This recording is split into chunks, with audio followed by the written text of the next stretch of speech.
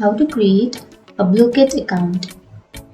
First, make sure you have a stable internet connection, and after that, go to your browser, any browser that you are comfortable with. I'm here with Google Chrome browser, and now in the search bar, search for Blooket. And here on the first search, you will have www.blooket.com. Click on that.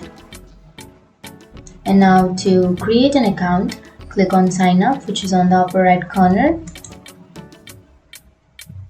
And now you will have two options. First, you can sign up with your Google, or you can also sign up with your email account. So I'll be choosing email. And now you have to enter a username and then your email. And after that, you have to enter your password, and again you have to enter your password to confirm it. So let's fill these blanks with some information. And after entering your information, click here so that you agree to the terms and services, and then click on sign up.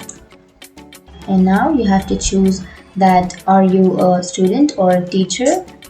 So if you are a student, then click on student, but if you are a teacher, then you can click on teacher